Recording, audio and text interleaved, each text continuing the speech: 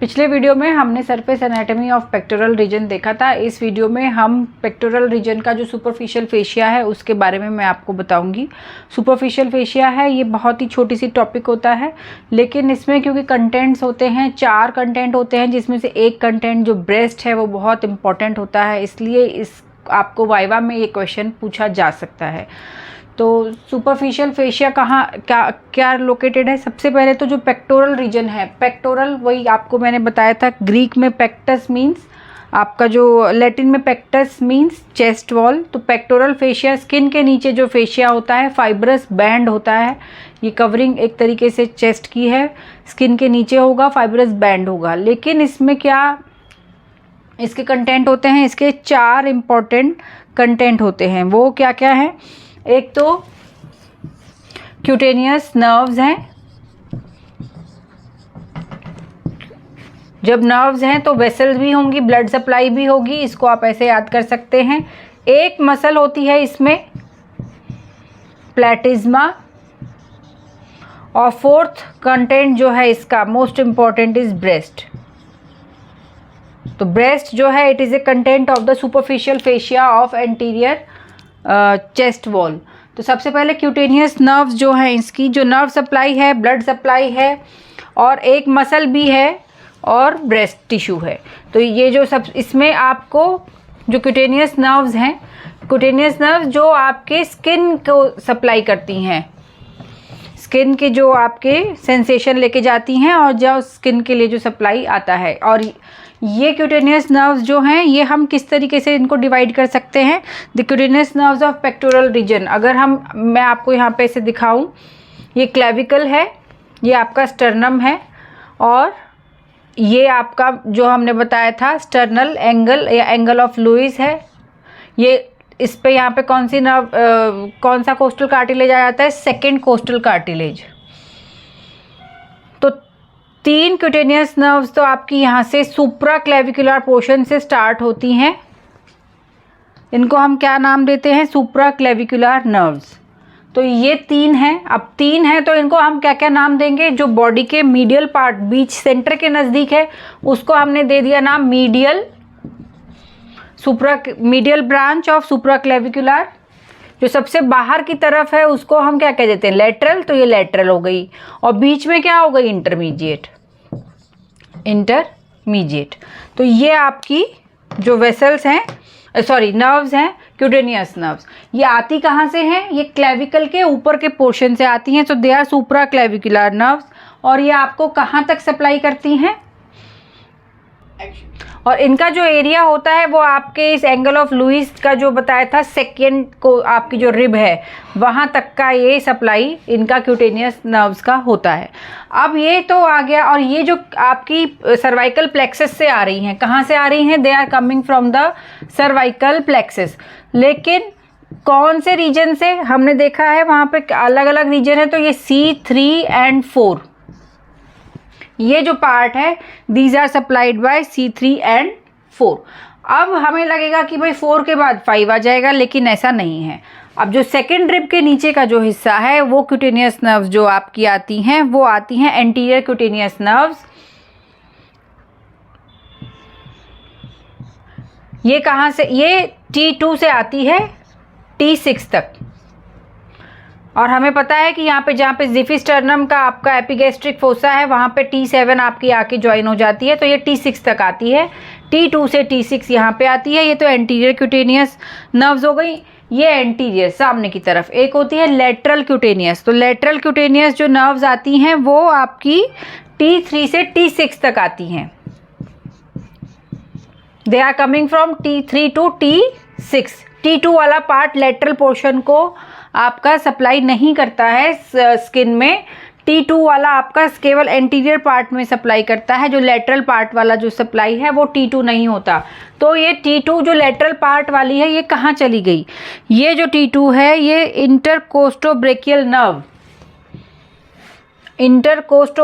Nerve T2 ये कहाँ चली गई? एक तो जो आपकी एक्जिला की स्किन है लेटरली बाहर, ये एक्जिला की स्किन, एंड साथ में आपका जो आर्म है, ये एक्जिला है, एक्जिला के साथ में ये आर्म अपर अपर पार्ट है कौन सा, मीडियल।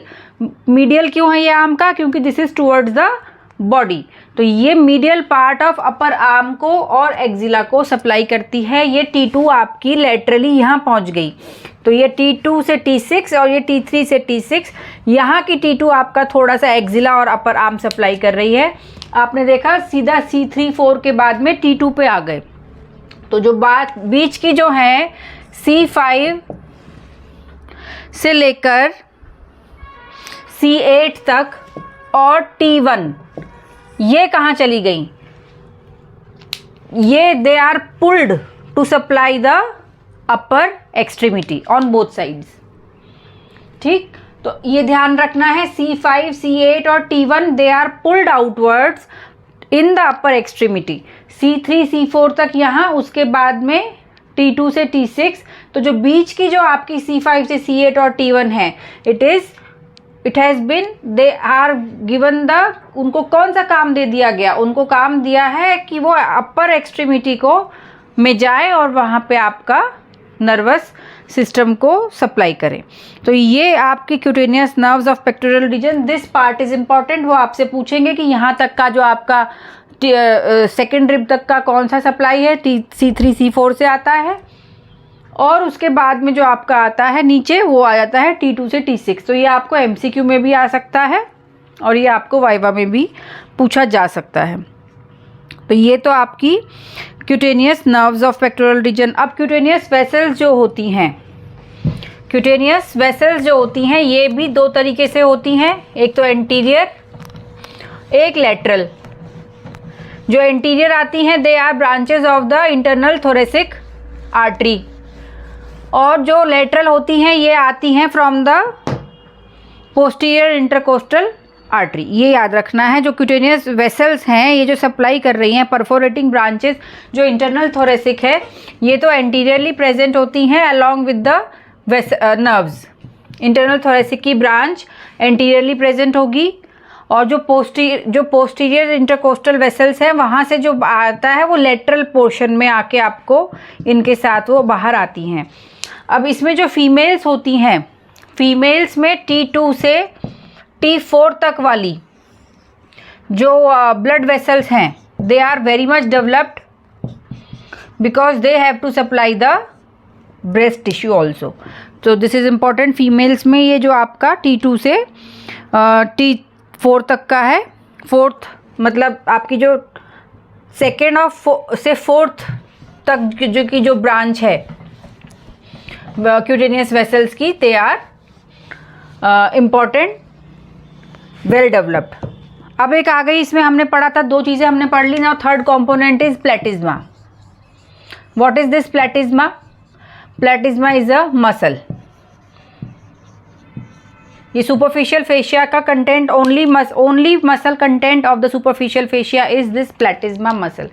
अब जो आपकी जो एंशिएंट ग्रीक में प्लेटिज्मा का मीनिंग होता है प्लेट लाइक, आप समझे, प्लेट लाइक या ब्रॉड, इस तरीके से आप इसको नाम दे सकते हैं।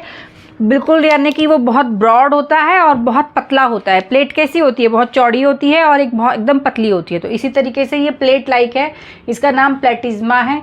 इसकी शुरुआत कहाँ से होती है? ये आपका ऊपर से ऑलमोस्ट क्लेविकल जहाँ आपका ख़त्म हो रहा है उसके थोड़ा नीचे से स्टार्ट होके इसका इंसर्शन कहाँ जाता है, आपको फिगर में देख सकते हैं।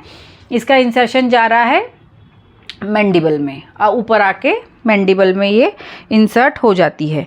और इसका जो अराइज कहाँ से हो रही है? Deep fascia covering the pectoralis major. हम अब ये सुपरफिशियल फेशिया में है, बट इसका ओरिजिन जो है वो डीप फेशिया के ऊपर से हो रहा है, जो पेक्टोरलिस मेजर के ऊपर डीप फेशिया है। And it is getting inserted, कहाँ जा रही है ये? नेक में जाके बेस ऑफ द मैंडिबल में, और कई बार skin of the posterior and lower part of the face. आप फिगर में देख लीजिए, वहाँ ये देखो, ये इसमें वहाँ तक ये जा रहा है। ये पूरा आप देखो, ये आपका पूरा एक तरीके से नेक का एरिया कवर कर रहा है। और इसकी इनर्वेशन कहाँ से है? Facial nerve. इसको फेशियल नर्व से, अपनी जो क्रेनियल नर्व है, फेशियल नर्व, उससे इसको नर्व सप्लाई मिल रही है। और इसका अगर कोई पूछे कि क्या एक काम है, तो it may have a role in protection of the external jugular vein. So this is about platysma.